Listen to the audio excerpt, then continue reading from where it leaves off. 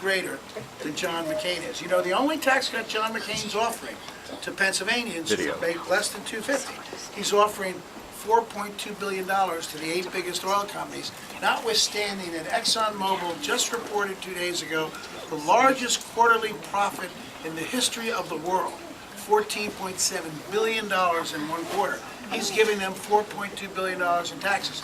But for us, ordinary people, if you do not have a dependent, how many of you do not now have a dependent? Raise your hand.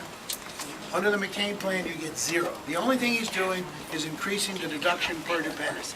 Barack, $1,000 for every family that works across the board. You make $175,000, you get $1,000. $5,000 tuition tax credit for every kid in college.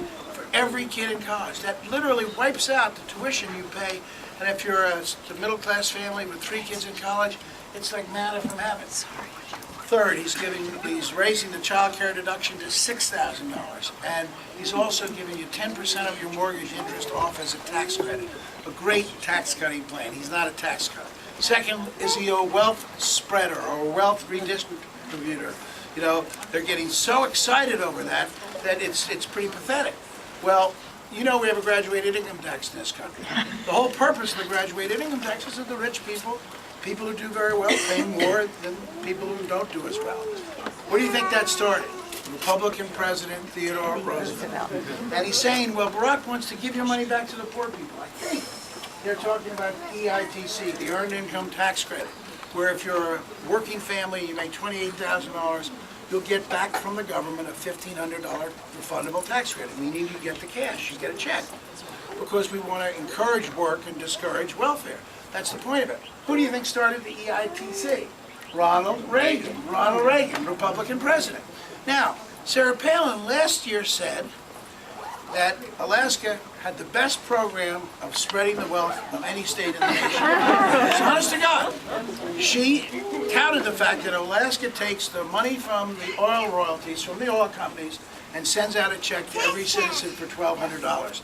She said and used the word spreading the wealth, sharing the wealth. She must have short-term memory loss. That's the only thing. And the fourth thing is, in 2000, a senator who, for the moment, I'll ask you to guess, made 2 famous comments. One, he said, I voted against the Bush tax cuts because too much of the tax cut went to the wealthiest people.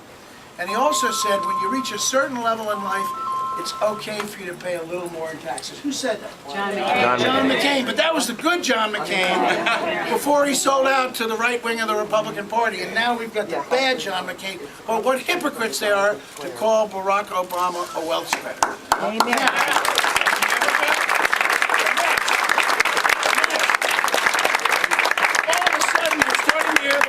Socialism and socialist. In fact, Sarah Palin uses it so frequently, I think she just must have learned what it is and she's trying to. And they call him a socialist. Now let's go back in history. When FDR instituted Social Security, what did the Republicans in the Congress call it? Socialism. When Lyndon Baines Johnson, 31 years later, instituted Medicare, what did the Republicans in the Congress call it? Socialism. And now they say Barack wants a socialism system of medicine, socialized medicine. Well, they must also have short-term hearing loss. Because how many times have you heard Barack say, you can repeat it after me, if you like the health care you have, you keep it. Meaning you keep your doctor, you keep your HMO. The only thing Barack's going to do is going to cut your premiums by instituting reforms like technology throughout the whole system.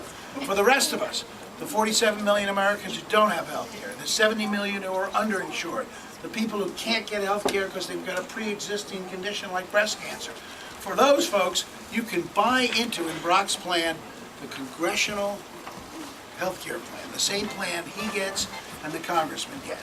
Now folks, and you buy in based on your income level.